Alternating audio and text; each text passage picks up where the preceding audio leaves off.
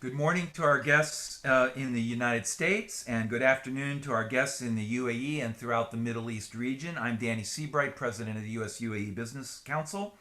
Thank you for joining today's discussion with Hana AlHashimi, Head of the Office of the UAE Special Envoy for Climate Change, Dr. Sultan Al-Jaber, and Mr. David Livingston, Senior Advisor to U.S. Special Presidential Envoy for Climate John Kerry.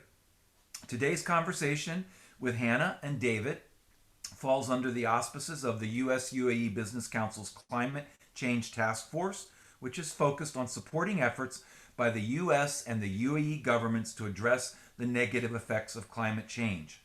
Just last week, US Special Presidential Envoy for Climate Kerry visited the UAE for the second time in his new role as the Special Presidential Envoy, meeting with His Highness Crown Prince of Abu Dhabi Sheikh Mohammed bin Zayed Al Nahyan and National Security Advisor His Highness Sheikh Tahnoon bin Zayed Al Nahyan and Special Envoy for Climate Change Dr. Sultan Al-Jaber. Secretary Kerry's visit reaffirmed, among other things, the U.S. and the UAE's commitment to the Agricultural Innovation Mission for Climate, announced in April as President Biden's Leadership Summit on Climate. Today's webinar will focus not only on Secretary Kerry's second visit to the UAE last week, but will also serve as a back brief on the Leaders Summit on Climate held in April, and will cover numerous other initiatives born from strong bilateral cooperation between our two countries on global warming. We are pleased to have over 300 registered guests for today's webinar, comprising business executives, government officials, and energy industry thought leaders. Special guests today are from the offices of Expo 2020 Dubai, the U.S. Commercial Service, the U.S. Department of Energy, the U.S. Department of State, the U.S. Embassy in Abu Dhabi, the U.S. Consulate in Dubai, our friends at the UAE Embassy in Washington, D.C., the UAE Consulate in New York City, the Environment Agency of Abu Dhabi, Arab Gulf States Institute in Washington, and the AmCham Dubai. We have representatives from key states in the United States, including Minnesota and Pennsylvania. We have also press in attendance from Wall Street Journal, Bloomberg, The National, Foreign Policy Magazine, and Law.com. I should note that this session is on the record. It is being live streamed, and a video recording of this event will be posted on YouTube, where many others will have the chance to watch it in the coming days. I should also note for our audience that they are welcome to submit questions through the Q&A feature on Zoom. We are so pleased to kick off today's webinar with thoughts from Hana AlHashimi, who, as I said, is head of the Office of the UAE Special Envoy for Climate Change. Prior to her appointment to the position, Hana led the International Organizations section of the UAE Prime Minister's Office, overseeing partnerships with the United Nations, OECD, and the African Union, among others. Hana served as a senior advisor to the president of the 73rd session of the UN General Assembly from 2018 to 19, as team lead for climate action, sustainable energy, frontier technologies, and information and communications technologies, and as the liaison with the Group of 77 and China, a group of 134 countries from the developing South. From 2015 to 2018, Hana served as happiness representative and sustainable development and digital cooperation expert at the permanent mission of the UAE to the United Nations in New York. And we're so pleased to understand that we should congratulate the UAE for coming onto the Security Council this fall for a 3-year tenure. Wonderful, great news. Hana's prior experience also includes project development for sustainable energy accelerators at the United Nations Industrial Development Organization, UNIDO, in Vienna, Austria. Hana, thank you so much for your close partnership and for joining us today. The floor is yours for your opening remarks. Thank you so very much, Danny. It's a great pleasure to join you again. And thank you to our audience and to David for joining us from all over the world, but really in celebration of the great friendship between the UAE and the United States. Of course, we're here at a pivotal time for climate action. I don't need to tell anyone in our audience that. But really what we're striving to do from the perspective of the United Arab Emirates is to showcase some of the opportunities that come out of this. This is something that we're very inspired by President Biden and his administration for, where we've all heard the president say that when he thinks about climate action, he thinks about economic growth and jobs. And we in the UAE could not agree more. As you know, this is climate action is not something that's new to the United Arab Emirates. This is something that we have over 15 years of a legacy of, even though we're just 50 years old as a country. And as we're looking towards the next 50 years as a country, we're absolutely committed to driving forward innovation, technological advancement, and ensuring that climate action is part of our growth and our sustainable development as a nation, and that it's something that's an inclusive process that includes not just economic growth, but also where we're including youth in our planning, we're including women, we're including all key sectors, and we're driving towards the future with key partners from the region and from around the world. Of course, I'm speaking with you after some key milestones in this space. We're very proud to have been the first country, of course, to sign on to the Paris Agreement back in 2015, and to have been the first to have an economy-wide nationally determined contribution announced last year. We're looking at ramping this up on the road to Glasgow, of course, COP26 happening this November, and we're looking forward really to working with everyone here, but with partners from across the country and the globe in identifying what I mentioned as these opportunities moving forward. As we all know, that there is still a window of opportunity for us to achieve our ambitions that were set forth in the Paris Agreement and through the Sustainable Development Goals. We're very excited to be able to achieve that. Some of the ways in which we're doing that that you know very, very well are, of course, the clean energy sector, which we discussed the last time I was with you, Danny. And we're very much looking forward to driving forward the conversation on agricultural innovation, food and water security technologies, and their role through a new initiative called Aim for Climate, which I'm very delighted my colleague will be elaborating on shortly, and also through beyond this conversation, of course, some of the other ways in which we're looking at technological advantage range all the way literally to Mars. So as you all know, of course, the Hope Mars mission, one of the ambitions that it has is to understand that dusty planet and understand climate resilience as some of its key scientific findings. So we're hoping to contribute to the global conversation here, while also seeing how this can be part of our economic development. Thank you so very much. Hana, thank you so much for your remarks. We'll dig into some of your points in the Q&A here in a moment, but it gives me great pleasure to introduce David Livingston, Senior Advisor to U.S. Special Presidential Envoy for Climate John Kerry. Prior to joining government in this role, Mr. Livingston worked at the Eurasia Group, a consultancy focusing on energy, climate, trade, and technology issues, and as a non-resident senior fellow of the Atlantic Council. He also served as a fellow at the Carnegie Endowment for International Peace, as the inaugural Robert S. Strauss Fellow for Geoeconomics at the Office of the U.S. Trade Representative. Earlier in his career, David worked at the World Trade Organization in Geneva and the United Nations Industrial Development Organization in Vienna, as did Hana. David, thank you so much for taking time to join us today. The floor is yours for your opening remarks. Thank you so much, Danny. Thanks to the US-UAE Business Council, and it's terrific to be here with a good friend, Hana, as well. He's been a wonderful partner in many of these efforts, and who I didn't realize also shares a UNIDO provenance as well. But let me make a few brief remarks to frame the U.S. climate diplomacy efforts and to put those into some context, and then I look forward to jumping in and talking more about some of the specific initiatives and some of the specific endeavors that we're hoping to build on with our partners in the UAE. Let me say that, you know, the administration's international climate objectives divide roughly into sort of three different clusters or three different pillars, as you could think of them. Number one has been about getting the U.S. on track, getting us back in the international climate game and in a way that exercises leadership and also realism. Number two is how we manifest that leadership internationally, beyond our borders as well. And then number three is how we work together, including with other countries, to raise global climate ambition. Now, of course, there's overlap between them. The more we can do domestically, the more ability we have to exercise international leadership.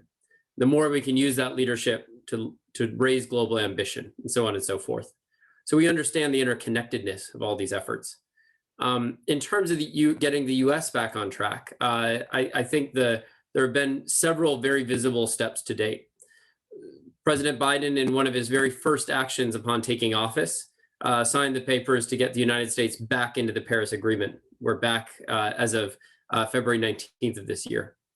We developed, through a robust interagency consultation, as well as a consultation with a range of different external stakeholders, a strong and ambitious nationally determined commitment in NDC, a 2030 Paris commitment, in other words, that foresees the United States reducing greenhouse gas emissions 50 to 52% by 2030, a dramatic increase over even the Obama administration's trajectory of decarbonization.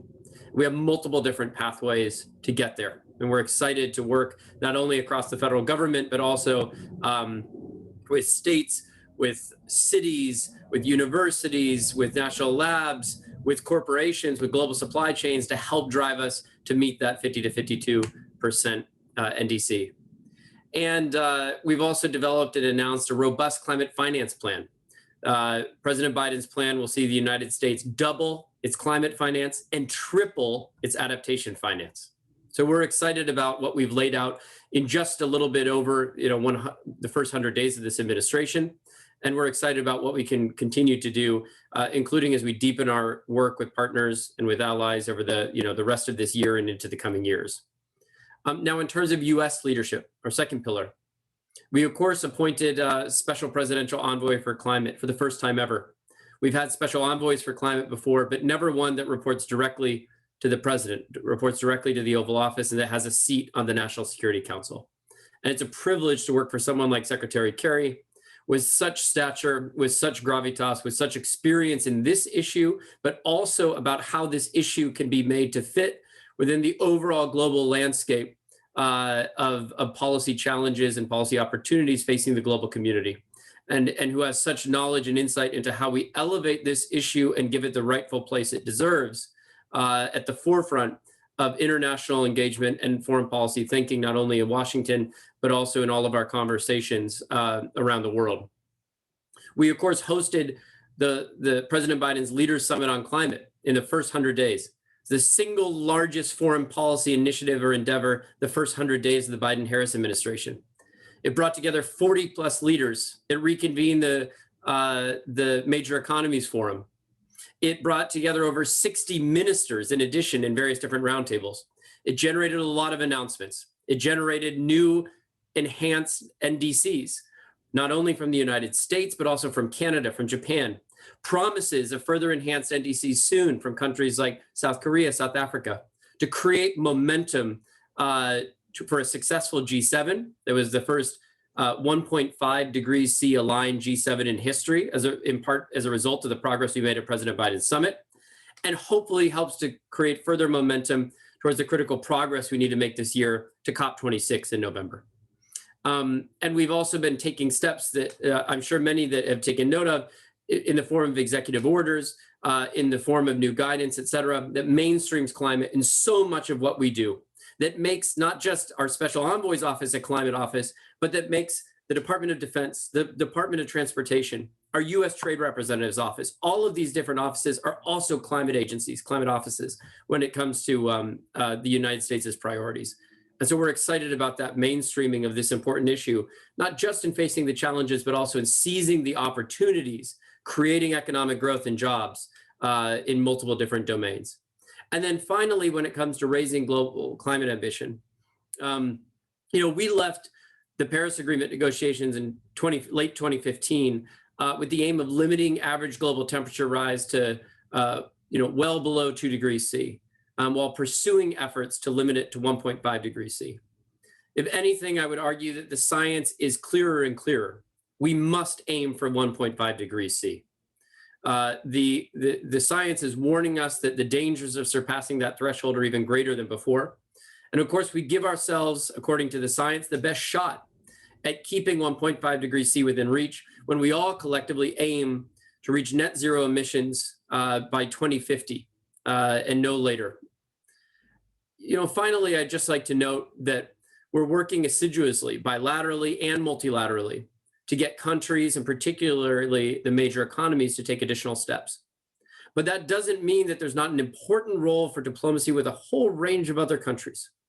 We invited to President Biden's Leaders Summit on Climate some smaller countries, small island states, as well as least developed countries that are at the literal forefront of climate change, for whom climate change is a matter of existing or not existing within a matter of decades, being a hospitable or absolutely inhospitable place within a matter of decades.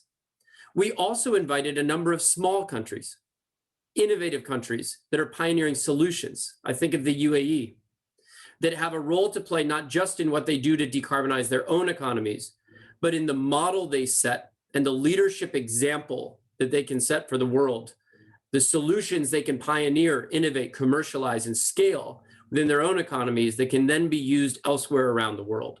And so we recognize that even as we need the major economies that constitute the roughly 45% of global GDP that is not yet aligned with a 1.5 degrees C aim, we need to work with those major economies, but we also need to work extremely closely with a range of countries whose own emissions might be relatively small, but have a significant role to play in showing the path forward. And particularly for a hydrocarbon dependent economy like the UAE that has been thinking for a long time about how it will strategically diversify and is taking real interesting steps in that direction, and real interesting steps in pioneering some of the technologies that we need, such as clean hydrogen, low carbon and climate resilient agricultural technologies.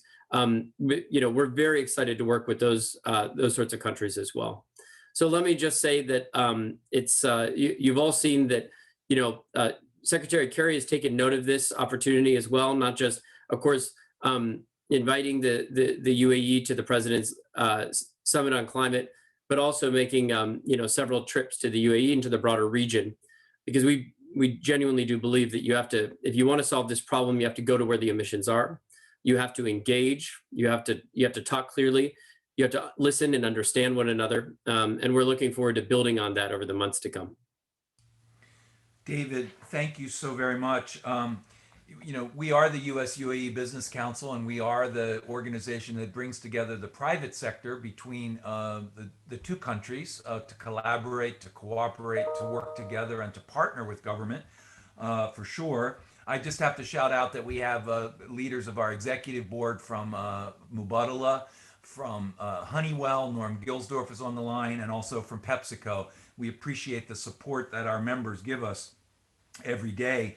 And in that regard, listeners on the call today want to understand how they can engage and partner from the private sector more fulsomely with both governments, the UAE and the US government, going forward to help promote and achieve these very, very important initiatives that you both have laid out. To kick off our discussion, I'm going to ask David, if I could, to paint a little bit more of a detailed picture of President Biden's Leaders Summit on Climate. David, what were some of the key takeaways, and maybe even what were some of the things that surprised you about the summit in a very positive way that came out of this very important virtual event that occurred? And then coupled with that, what do you expect and what are you looking for as some of the next steps, some of the outgrowth, and in particular, some of the potential partnerships that industry and business should focus on with you and with the UAE going forward? We'll start with that, please. Absolutely. Thank you, Danny. So let me just say there are a couple things I'd like to highlight, and particularly for this audience. At a high level, number one, it's actually worth recognizing that we came out of President Biden's Leaders Summit on Climate with roughly 55% of global GDP aligned with a vision through 2050 commitments and 2030 goals to keep 1.5 degrees C within reach. It's a very significant block of the global economy. We delivered, as I noted, several different enhanced 2030 commitments that led to that alignment. The United States, of course, Canada, Japan, and we saw several other either reiterations of previous commitments, such as India's commitment to deploying 450 gigawatts of renewables by 2030. We aim to do everything possible to help get them there. Because, of course, even though that's not an emissions target per se, if India succeeds in deploying 450 gigawatts to 2030, they not only meet their energy demand growth, but that suggests a cleaning of the electricity sector and in several related sectors that will help India to be on a path that it needs to be on to deliver the emissions reductions that will be needed from major economies. So, secondly, though, I will note that we also spent a significant amount of the summit, not just engaging with countries, but also engaging with corporate leaders. I myself worked on an innovation panel that we held at the towards the second half of the summit that really focused, again, on some of these countries that are pioneering, different technologies, different strategies, different solutions, and then scaling those elsewhere to the rest of the world. We also focused on some of the interesting public-private partnerships and initiatives, like the Lead It Coalition that's working on decarbonizing heavy industry. We focused on innovations in transportation, innovations in power systems management, and of course we previewed in that innovation session also the Agriculture Innovation Mission for Climate, which is intended to not just be a government-to-government initiative, but is also meant to evolve to be able to integrate private sector collaboration and involvement as well. Now, that created momentum. Let me just say the focus that we had at President Biden's summit created quite a bit of momentum for other engagements in the sort of the international calendar of events as well, the G7 onwards. At the G7, we took the momentum for President Biden's summit. We were able to create the G7 Industrial Decarbonization Agenda. It's going to be focused on the strategies and standards and innovation activities that will help us to decarbonize hard to abate sectors like steel, cement, chemicals, fertilizer, et cetera. And we're looking forward to that being actually a quite inclusive effort that can benefit through the cost reductions that we drive countries around the world, in the developed and the developing world. We're also, looking at how we can engage further with the private sector, how we can look not just at, shining a light on leaders in certain sectors, but also mobilizing further commitments to, let's say, be first movers in procuring low carbon materials like green steel, green concrete, green chemicals and fertilizers, et cetera. How do we work with industry not just to increase their, let's say, clean energy deployment, clean energy procurement, and R&D spending on the supply side, but also how do we increase their demand pull for the next generation innovative products and materials that will help us to decarbonize, especially some of these hard to abate sectors. And I know that there are some interesting opportunities in the UAE as well here when it comes to Emirates Global Aluminum and the petrochemical complex in the region, et cetera. There's enormous demand potentially for, let's say, low carbon hydrogen, and that's not going to be done by governments alone. That's going to take some thoughtful public-private partnerships and collaborations to achieve. So going forward, I know that we're excited on several fronts to build out some of these intergovernmental initiatives, such as AIM4C, such as the G7 Industrial Decarbonization Agenda, to make them inclusive so that we're engaging with private industry as well. I'll mention one final one that we launched at President Biden's Leader Summit on Climate, which is the Net Zero Producers Forum.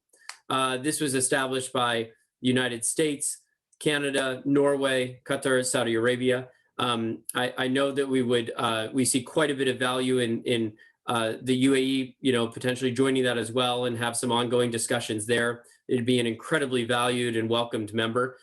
This is I think, really important recognition of the fact that For so long, we viewed, the United States and the West or the IEA countries as somehow so different from the region. And in many ways, we face shared challenges. The United States is now a major oil and gas producer, and yet we have a laser focus on decarbonizing and meeting our climate goals. We want to not, to divide that viewpoint with our partners and friends in the region, but we want to share that common vision. We want to share that common horizon, and we want to work together on developing strategies, from technologies to goal setting to accounting and standards, et cetera, that can help us to truly become net zero economies, even as we stand today as significant producers of hydrocarbons. So how do we get there? And how can we align and understand that our challenges and the opportunity set that we face is actually more commonly shared than we oftentimes assume? So that's another area where, again, we look forward to private sector collaboration as well, because it's going to take a lot of engagement with innovative businesses and companies that are already thinking about how to pivot their business model, as we think about how entire countries pivot their economic model as well. So stay tuned for that. We look forward to engaging the private sector through the Net Zero Producer Forum in the months to come also. It's always dangerous, David, to ask you to shout out any major companies, but if you want to, are there 3 or 4 or 5 that you've looked to for their amazing leadership that they've shown so far in this regard that you want to mention, or not?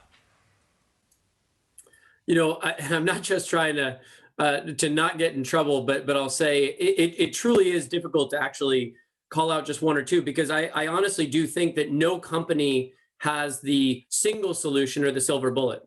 In the oil and gas sector, for example, there are some companies that are doing fascinating things by investing in new energy technologies that have become offshore wind leaders, for example, that are helping to drive the United States towards its 30 gigawatts of offshore wind by 2030 goal. On the other hand, there are other companies that are making incredibly important strides in becoming essentially carbon management companies. They are going to help us go to where the emissions are, reduce those emissions, address those emissions, abate those emissions, and make sure that they are either used for valuable uses in industry, sequestered underground so that they're captured for good, and that we create entire business models around that help drive down emissions reductions, help drive down emissions faster. No one company has a monopoly on the right business model, let's say, or the only single, right business model for decarbonizing in the decades to come. But we're going to need multiple different promising strategies to all develop. We're going to need these companies to learn from each other, and then crucially, we're going to need that to, those companies to be engaged with government to be engaged with those companies, to make sure that we're setting the maximum pace of ambition that we can. Thank you, David. Hana, I want to turn to you and ask you some questions about the agricultural innovation mission. But first, there's a very important question in the chat from Verity Radcliffe from the press, and Verity's asking, if the UAE is going to set a zero sum carbon. I want to read this exactly right.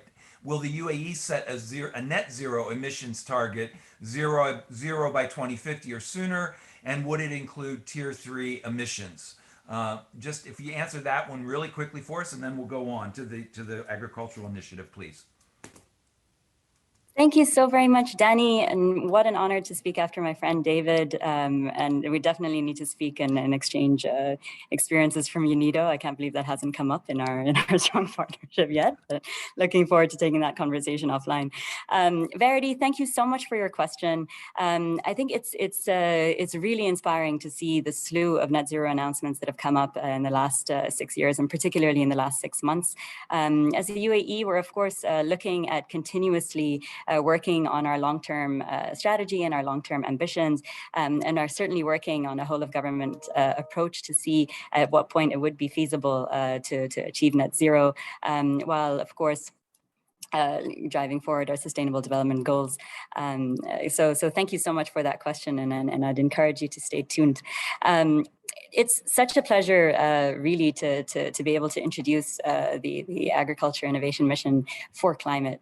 Essentially, what we're trying to do here for the agricultural sector is what we've already done for energy. So we want to see the same spirit of technological innovation, of climate smart focus and commercial development that we've seen for clean energy applied to the agriculture and food sectors. Most discussions about fighting climate change focus very much on electricity and the need to transition towards renewable energy. And of course, decarbonizing the way we generate electricity will be a huge step, but it won't be enough. We need to reach net zero emissions from every sector of the economy by mid-century. That includes agriculture, forestry, and the land use sector, which is responsible for about 24% of greenhouse gases. And that's just 1 percentage point less than electricity, which gets, of course, the overwhelming majority of focus. So if we put it simply, and maybe to use a token phrase, we need to talk about soil as much as we talk about oil. And this is where the UAE experience can help. About 15 years ago, as I mentioned at the start, we made a strategic decision to put clean energy investment at the heart of our economic growth and diversification strategy. And we did this at a time when renewables were not the sensible or mainstream choice, and when, frankly, there was a lot of cynicism about an oil country's role in this space. However, our investments have certainly paid off, and the UAE has broken the world record for solar costs multiple times in the last few years. And our investments in low carbon technologies and policies have strengthened our economy and have paved the way for a greener future. The Agriculture Innovation Mission for Climate seeks to bring this level of political commitment to agriculture and food systems by accelerating global innovation, research and development on agriculture and food systems in support of climate action and on the road to Glasgow. From now until the launch, which is planned at COP26 in November, the United Arab Emirates and the United States are working with partner countries to bring on board as many participants as we can to achieve this mission. We see 2 specific ways for non-government entities to be involved, and where we would love to engage with participants on the UAE-US Business Council. The first is as a partner who will help provide guidance and investment on the priorities and the bold ideas that come out of this initiative. And the second is as a knowledge partner, where we would appreciate the amplification of messaging, facilitation of networking, and particularly bringing innovation from universities and relevant centers to scale in the field. Outside of AIM, we're of course ramping up our ambition in the sector more broadly. Many of you have met with Her Excellency Mariam Al-Maheri, the UAE Minister of State for Food and Water Security, including on this platform, and would have seen the announcement of the Food Tech Valley, which is just one of the examples of the work that's happening in this space. So just to reintroduce it perhaps to some of you, the Food Tech Valley will triple the UAE's food production and will include smart food logistics hub, research and development facilities, as well as agricultural technology and engineering labs. The initiative will also have a vertical farm that will employ the latest food technologies to grow year-round vital crops, and will focus on developing innovative projects in bioengineering, automation, robots, and artificial intelligence, and supporting capacity building across the food ecosystem. Just like we formed Masdar as the Abu Dhabi Future Energy Company to develop a holistic strategy to future energy, the UAE will also take a holistic approach to the future of food and the agricultural sector. We look forward to working with all of you, and certainly, if I may just reference back to my happiness representative days, it is my personal conviction that food is absolutely the way to everyone's hearts and to supporting global cooperation, at least in my personal view. So I look forward to working with you for the future of food as well. Thank you.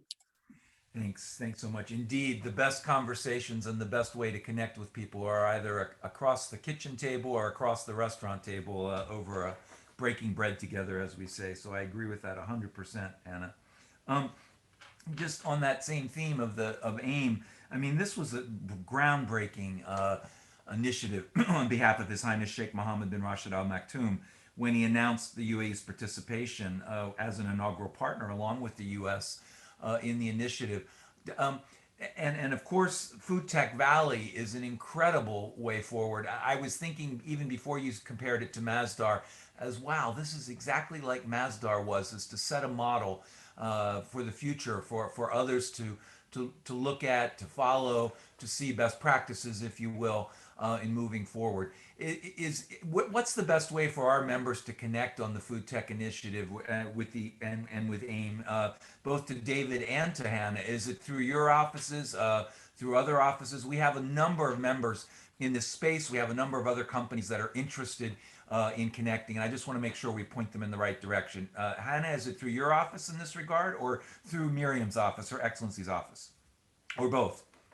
Thanks so much, Danny. We're certainly working very closely with with Her Excellency Mariam's office, but at least to launch this initiative and in its incubation phase, perhaps the offices of the two special presidential envoys, His Excellency Dr. Hana AlJaber and His Excellency John Kerry, would be certainly the starting point moving at this phase, and moving forward, there'll be increased engagement from both the Food and Water Security Office and the Department of Agriculture. David, are you good with that? I couldn't have said it. I literally could not have said it better than Hana. So that's exactly right. Okay, outstanding. Good, great, great. Well, congratulations to you both and to the other members of this inaugural initiative. It's very, very important. David, I never know what to call him, Senator, Secretary. I like to call him Secretary because that was a confirmed seat. But my friend Bill Cohen used to say that Senator was his most important title because he was elected by the people with that job title. But in any event, Special Envoy Kerry visited the UAE in April of 2021, just over a month after being appointed Special Presidential Envoy. I should note, and for climate, and then again on June 13th, just last week. Why has he visited the UAE twice in this role? I think it might be one of the only countries that he's visited twice since he's been appointed to this position.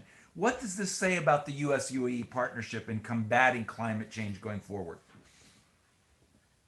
Well, Danny, thank you. I mean, you're right to recognize that, and I think what you see there is a recognition on of multiple different dynamics and multiple different levels. I mean, first and foremost, I think that there's an excellent working relationship between Secretary Kerry and His Excellency Dr. Sultan AlJaber. I mean, both of them have similar mandates. Both of them are extremely energetic. Both of them are incredibly focused on the task at hand and are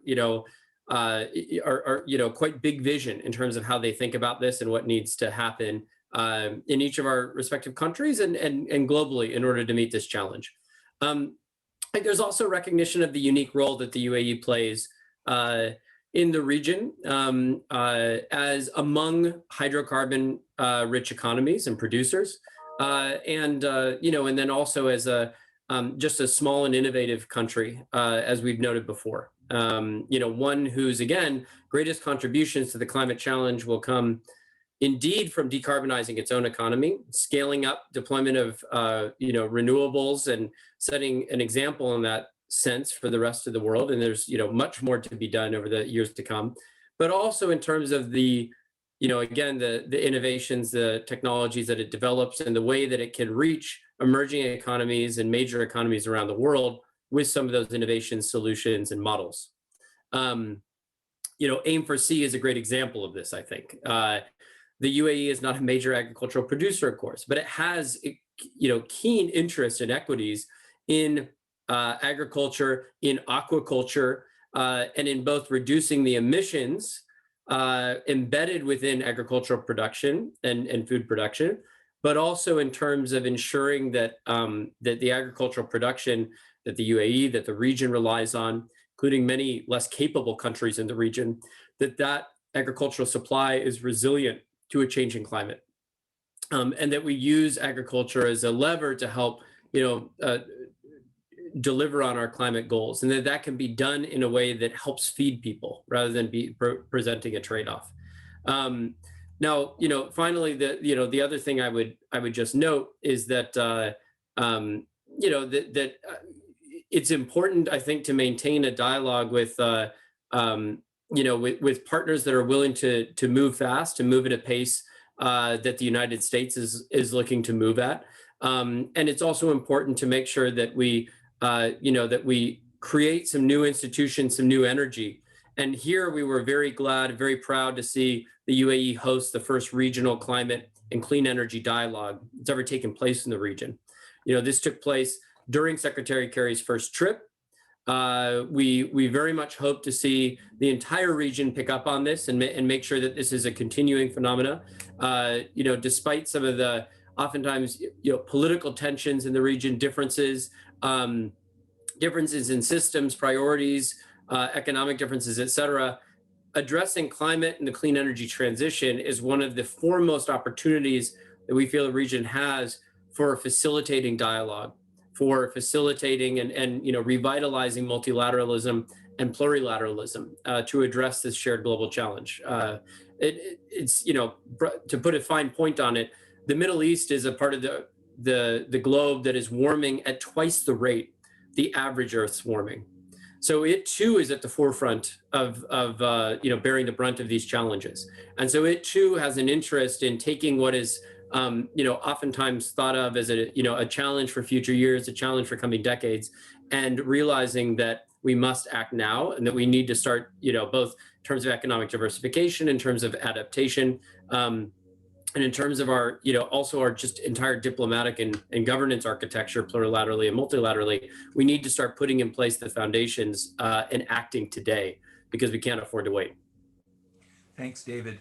I'm going to put the next two questions together for Hana, and then David, if you want to comment on after she's finished, that would be great. But in the press reporting of the visit last week, His Excellency Sultan Al Jaber poignantly stated, quote, "Doubling down on investments in innovative new technologies and R&D will pay dividends for both countries in terms of climate progress and economic growth."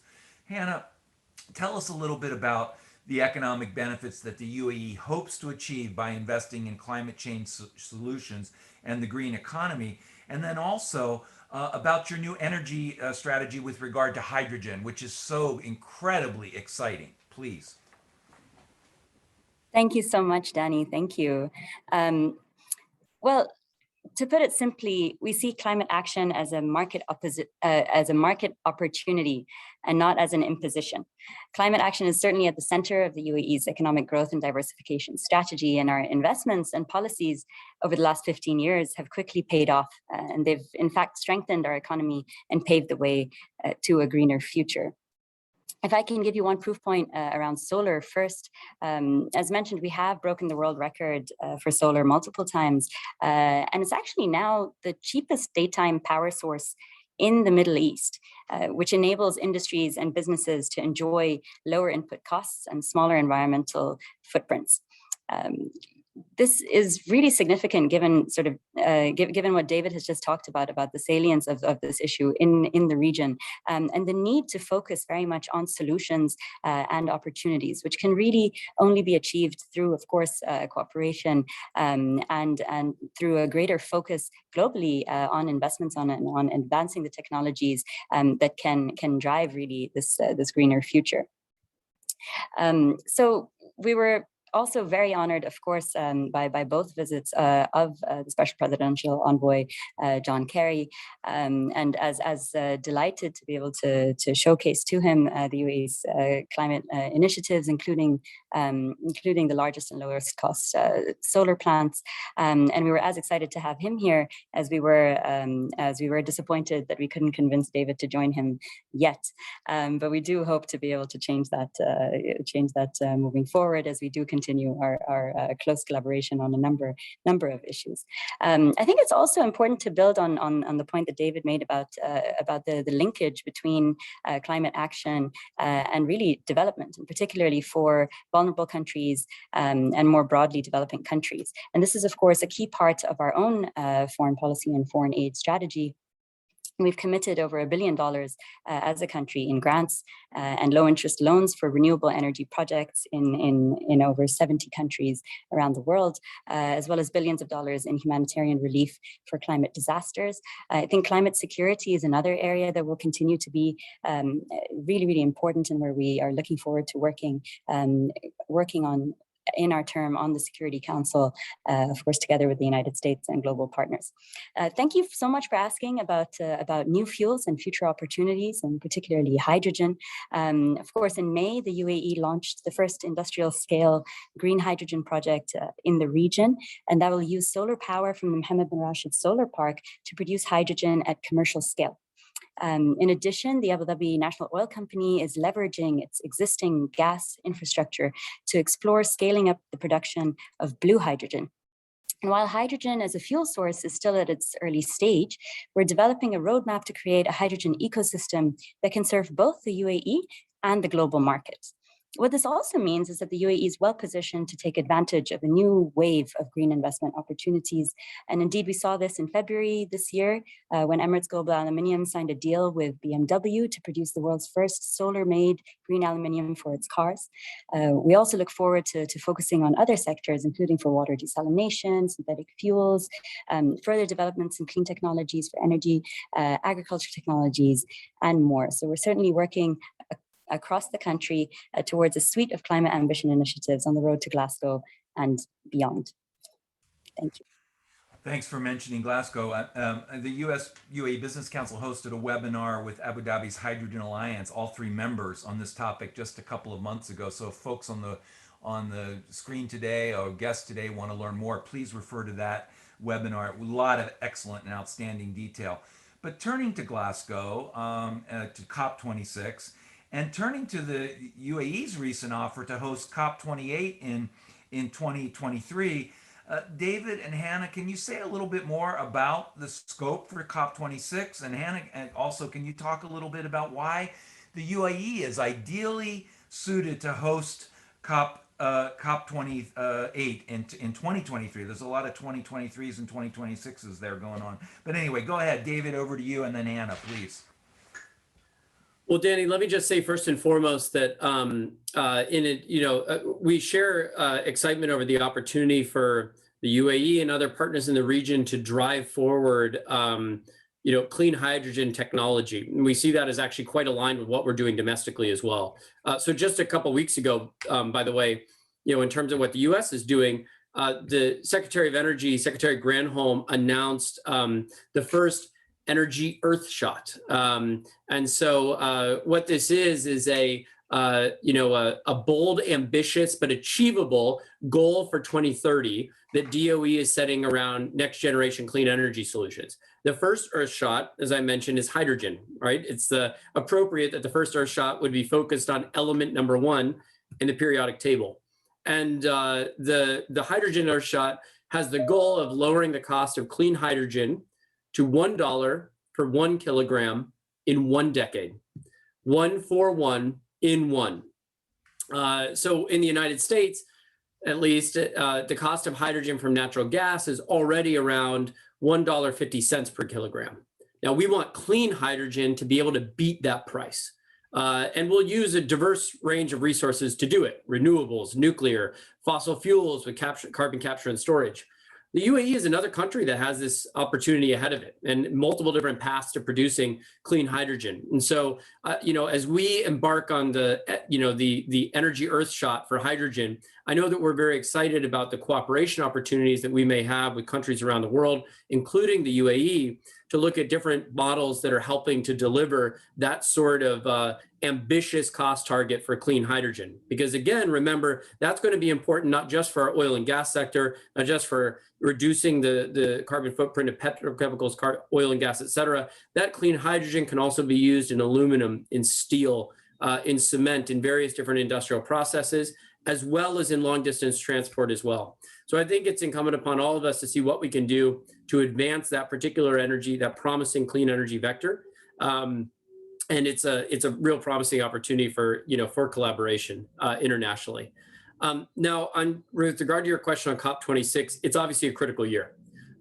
There are, of course, a number of elements of the more detailed, sort of specific governance mechanisms of the UNFCCC, of the UN climate processes, et cetera. I won't get into those, so as to not kind of bore you with the specificities that are oftentimes involved in climate negotiations. But let me zoom out and just give you an overall picture of, I think, what is critical that we've all got to do.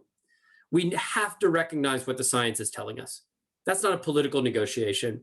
That's not about apportioning, burden or blame. That's just about recognizing the science says, physics tells us that if we don't aim to try and keep 1.5 degrees C alive, we are not going to live in a world that is a comfortable world to live in a few decades' time. I mean that individually. I mean that in terms of those of us from places like California that are battling wildfires at the community level. I mean that in terms of the United States, for our coastal communities, our agricultural communities in the Midwest that are increasingly suffering from climate change, our energy communities in the Gulf Coast that are suffering from climate change and hurricanes. But I also mean that in an international level, dealing with increasing flows of refugees, of drought and starvation, again, of flooding and fires that are going to test the mettle of the international system and test the mettle of our ability as capable governments to be able to address these challenges. And so 1.5 degrees C is not a climate goal. It's a goal for every country on Earth. It's a goal for every government on Earth, whether you care about national security, whether you care about international economics and future GDP growth, or whether you care about climate change or the environment or biodiversity on its own. It's a goal for all of us. And so first and foremost, I think it's imperative that we recognize the science, recognize the importance of keeping 1.5 degrees C within reach, and then recognize as well the fact that we give ourselves the best chance of doing that. We set a goal for net zero emissions by 2050 or earlier. If we follow that up with robust and concrete targets in the mid to short term, and if we deliver on that with real actions, including, I would point out, a recovery from COVID that is green and can be seen as a down payment on our action over this decade. We have an incredible opportunity ahead of us. More probably government funds will be spent and in a lower interest rate, lower cost of capital environment than we're used to in the coming years.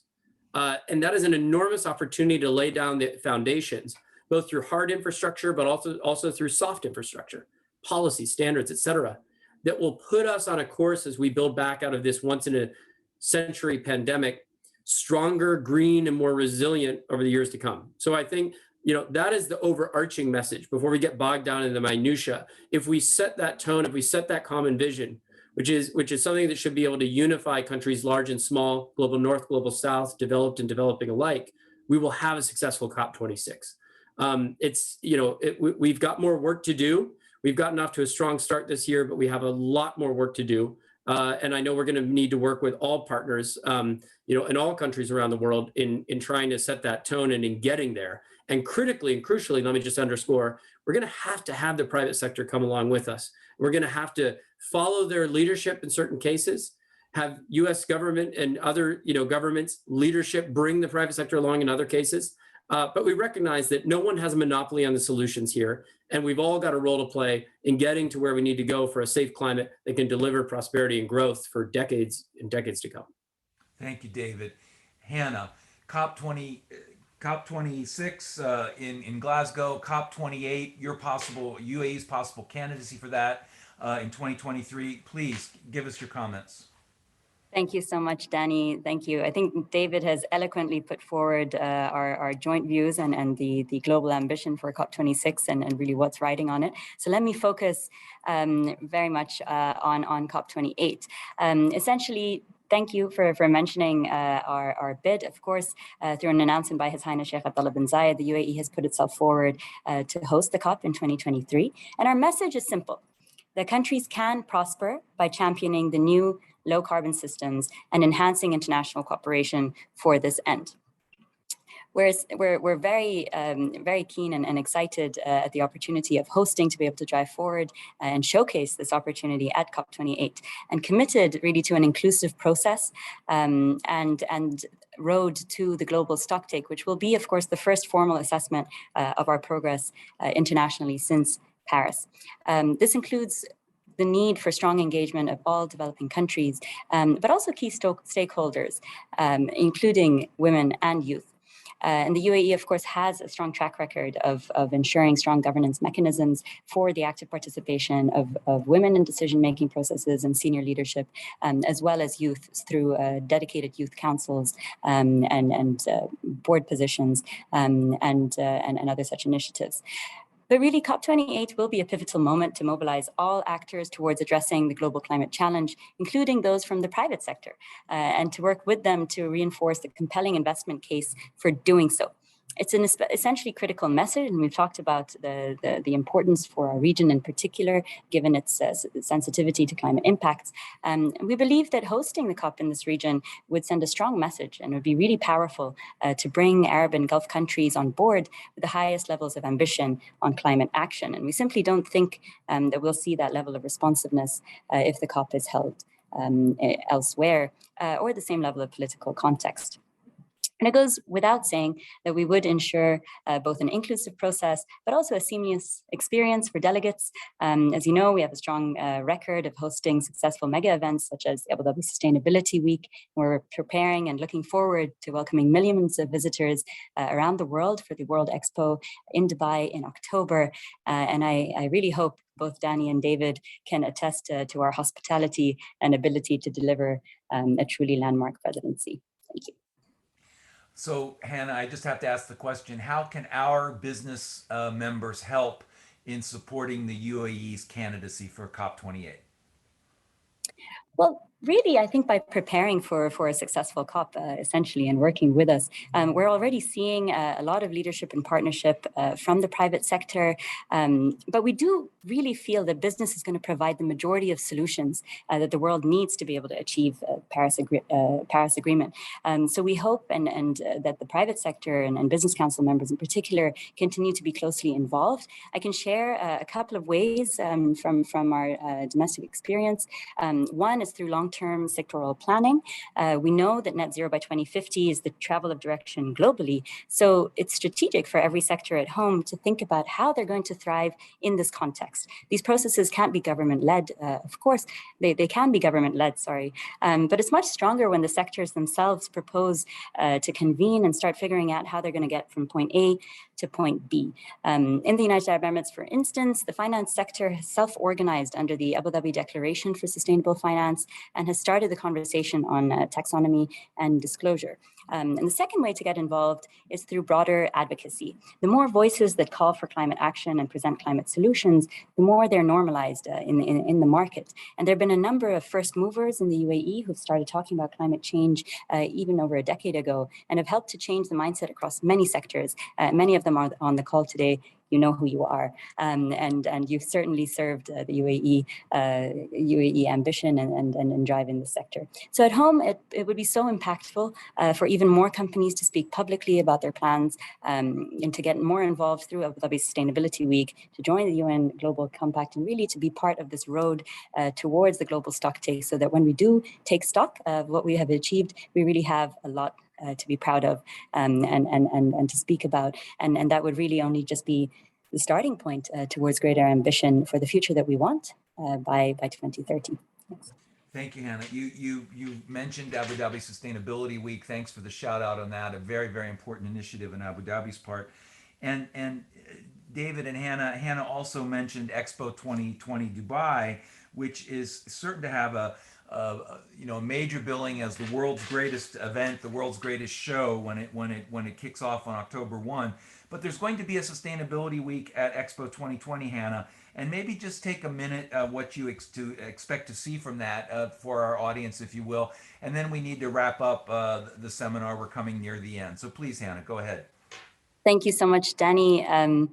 Put simply, every week at Expo is Sustainability Week, but there is, as you mentioned, a specific one following the opening on the 1st of October. And I think that placement really demonstrates the priority of that week as a kickoff for the full 6 months of engagements in the world's greatest show. We look forward to welcoming heads of state and government and CEOs and really taking this holistic approach where the Expo team has created docking points for just about everyone. So there's going to be a series of technical workshops on batteries, green hydrogen, public-facing events to raise awareness among the general audience, and specialized forums for businesses with low-carbon interests to be able to meet each other, form partnerships, in addition to other programs. On my team side, we're also going to be supporting and seeing a special meeting of sovereign wealth funds on climate change under the One Planet Summit with France. And so Expo really is an exceptional window to use the diversity of Expo as a platform to reach groups and companies who aren't in the climate circuit, as well as to provide a visible rallying point for all experts. So of course, we look forward to seeing the full program for Expo this summer, and we'll alert everyone through the Business Council. And I'm sure, Danny, that you'll be on top of that. But we certainly look forward to keeping in touch and ensuring that the climate is mainstreamed across all of our planning moving forward, not least at Expo. Thank you. The Business Council has a number of initiatives planned at Expo, I think 10 or 15 so far. So, and Sustainability Week and those other events will be key. David, I hope Secretary Kerry has received his invitation to come visit Expo and is already planning his visit to see Expo, because it is going to be the world's greatest show. We look forward to even possibly hosting a roundtable with the Secretary at the U.S. Pavilion if that's a possibility. So I just throw that out there. That brings us to the end of our discussion today. You've all painted a wonderfully positive picture of the future, but you've also been very realistic with us, as we all know, the sort of the dire consequences that science tells us if we don't take this all so very, very seriously. So our viewers appreciate that very much. We appreciate the ability of our companies and our businesses to connect with both of your offices in the future as we look for ways to partner to meet these global challenges that we all face together in the world today. David, Hana, thank you so much. Look forward to the next time that we can host you and see you and maybe hopefully be face to face. And in the meantime, please be safe, please be healthy, and thank you so much for your important work. All the best. Thank you, Danny. Thank you, Hana. Great to see you both. Thank you, Danny. Thank you, David.